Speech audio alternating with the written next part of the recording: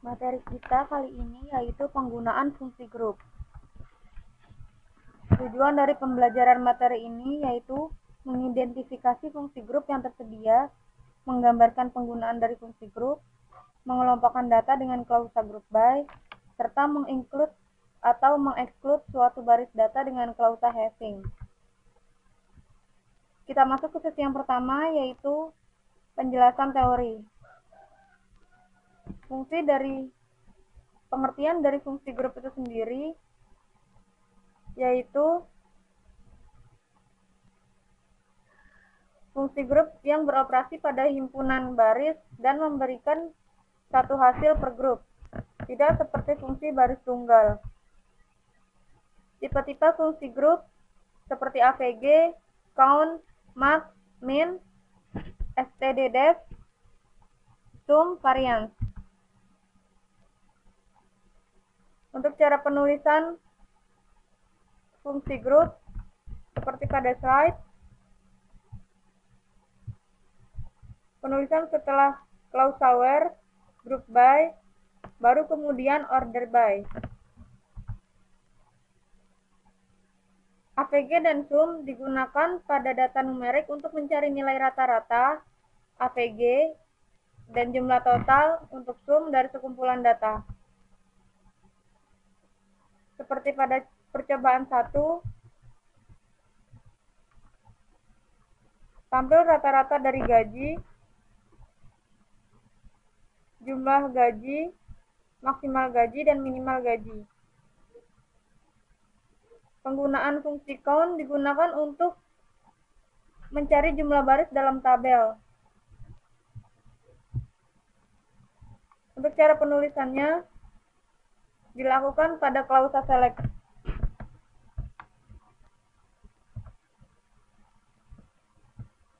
Fungsi count hanya mengembalikan hasil dari baris yang tidak mengandung nilai nol saja, karena fungsi count mengabaikan nilai nol. Maksudnya,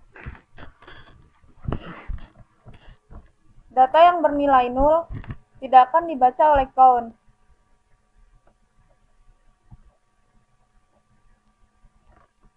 Untuk fungsi NVL digunakan bersama dengan fungsi grup untuk mencakup baris data yang mengandung nilai nol.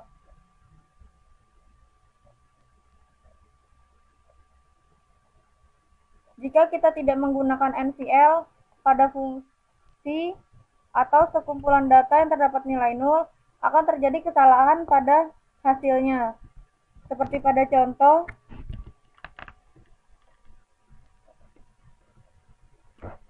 yang atas ini yang salah karena COM tidak menggunakan NVL, maka hasilnya pun akan salah. Dan yang benar adalah statement yang bawah. Kemudian pengelompokan data berdasarkan klausa group by. Hasil dari query dapat dikelompokkan berdasarkan suatu kriteria tertentu dengan menggunakan klausa group by. Misalkan rata-rata gaji dikelompokkan berdasarkan nomor departemen. Seperti pada contoh percobaan 4 ini. Group by departemen number. Maka akan digrupkan berdasarkan departemen numbernya, yaitu ada 3 grup, yaitu 10, 20, dan 30. Penggunaan klausa group by pada lebih dari satu kolom. Seperti pada percobaan 5, terdapat lebih dari satu kolom group by, yaitu depno dan job. Yang dikerjakan terlebih dahulu atau yang digrupkan terlebih dahulu adalah depno, kemudian baru job. Illegal query pada fungsi grup. Kesalahan yang mungkin terjadi pada query dengan fungsi grup adalah menampilkan kolom pada statement select yang tidak menggunakan fungsi grup, sedangkan kolom lainnya menggunakan fungsi grup. Dan kolom yang bukan fungsi grup tersebut belum dicantumkan dalam klausa grup. Seperti pada contoh yang atas, tidak dibuatkan group by depno, maka akan terjadi kesalahan error karena tidak ada yang digrupkan. Namun, pada baris select dibuat grup count pada INAME. Yang benar adalah yang bawah, digrupkan berdasarkan departemen number. Jika ada fungsi grup yang digunakan, harus ada group by yang disertakan di dalam klausa group by. Mengabaikan hasil dari fungsi grup dengan klausa having. Klausa where tidak boleh digunakan pada query yang sudah dikelompokkan dengan menggunakan fungsi grup atau klausa group by. Seperti pada contoh, akan terjadi kesalahan jika kita menggunakan where pada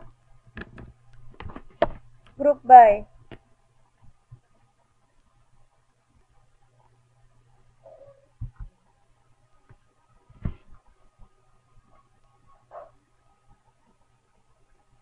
Yang benar adalah penggunaan kondisi pada fungsi grup menggunakan having, bukan menggunakan where. Maka statement yang benar adalah seperti ini.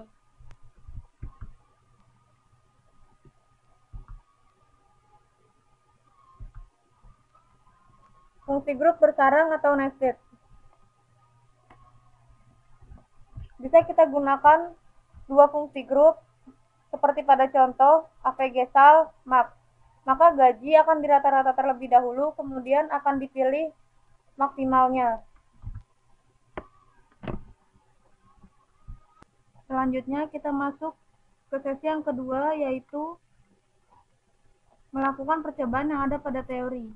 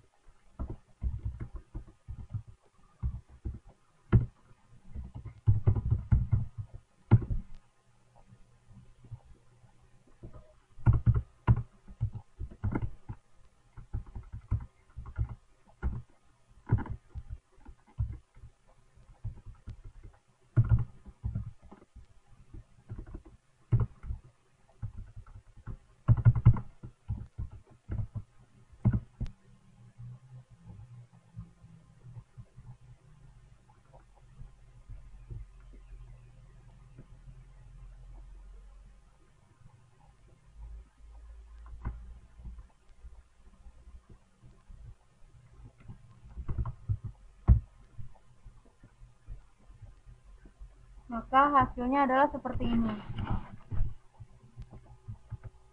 Kemudian percobaan yang kedua, cari jumlah pegawai yang bekerja di Departemen 30. Maka kita bisa hitung dari barisnya.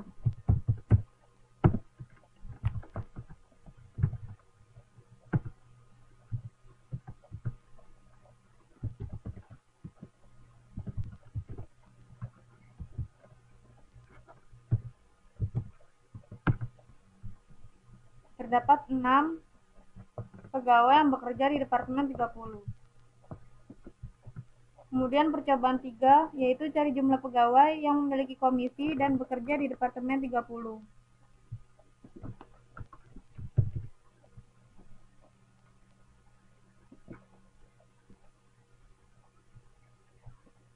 Hasilnya adalah 4. 4 pegawai yang memiliki komisi dan bekerja di Departemen 30. Kemudian percobaan 4 yaitu cari rata-rata gaji pegawai yang dikelompokkan berdasarkan nomor departemen.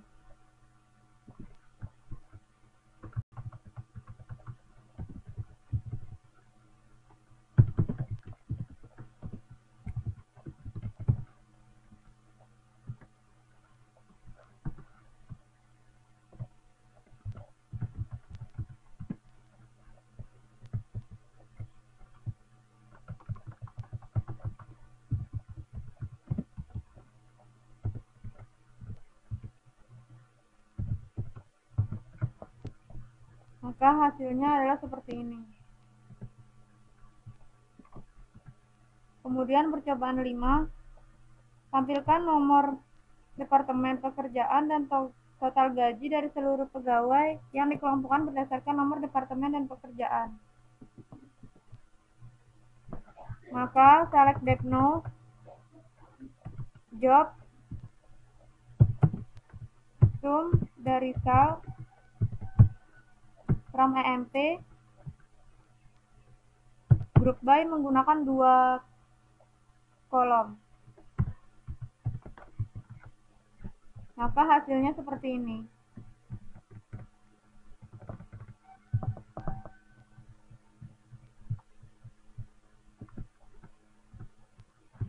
Kemudian percobaan yang ke-6, tampilkan nomor departemen dan maksimal gaji dari departemen yang memiliki nilai maksimal gaji lebih besar dari 2.900.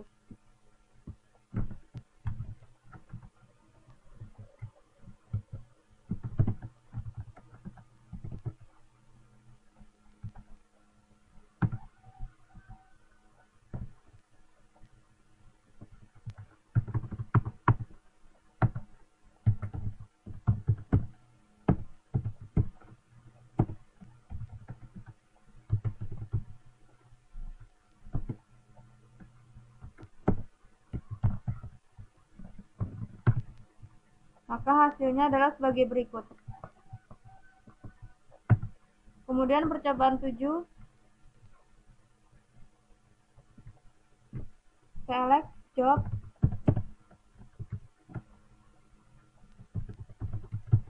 pekerjaan, sum sal, gaji total.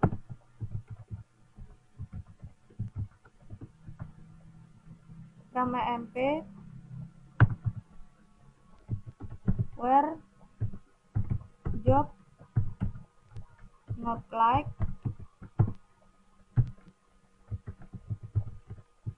sales.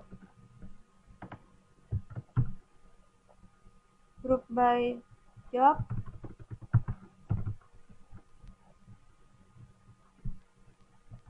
having sum sal,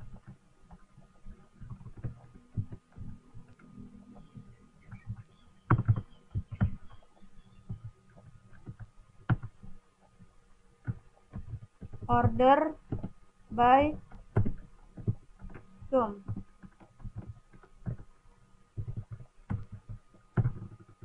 Maka hasilnya adalah sebagai berikut. Kemudian percobaan 8, tampilkan rata-rata gaji departemen yang memiliki rata-rata gaji paling besar. Maka select max AVG sal from EMP, group by debt number. Maka hasilnya adalah seperti ini. Sekarang kita memasuki sesi yang ketiga, yaitu mengerjakan soal latihan. Nomor 1, tampilkan nilai tertinggi, terendah, jumlah dan rata-rata gaji dari seluruh pegawai. Beri judul kolom maksimum, minimum.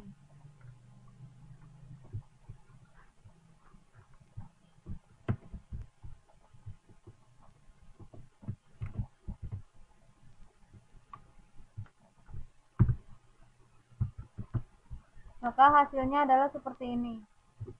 Kemudian nomor 2, tampilkan nilai tertinggi, terendah, jumlah dan rata-rata gaji pada tiap-tiap jenis pekerjaan yang ada. Beri judul kolom maksimum minimum, total rata-rata, M, total rata-rata.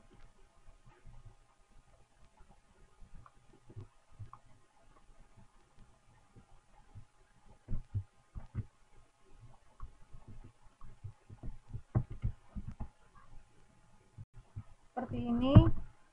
Kemudian hasilnya adalah seperti ini. Selanjutnya nomor 3, tampilkan nama pekerjaan dan jumlah pegawai yang bekerja pada tiap-tiap pekerjaan tersebut. Jawabannya adalah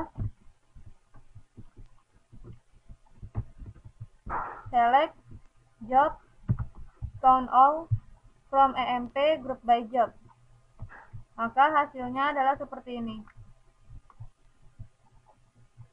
Kemudian nomor 4, buat query yang menampilkan perbedaan antara nilai terendah dan nilai tertinggi dari gaji pegawai.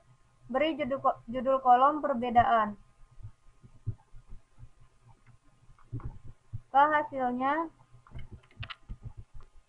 dari jawaban ini adalah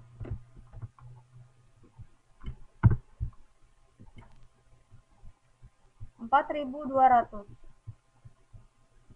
Selanjutnya nomor 5, buat query untuk menampilkan nama departemen, lokasinya, jumlah pegawai yang bekerja, dan rata-rata gaji pada departemen tersebut.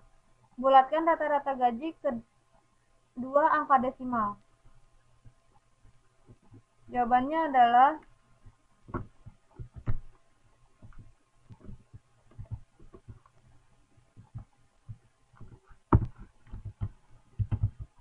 seperti ini.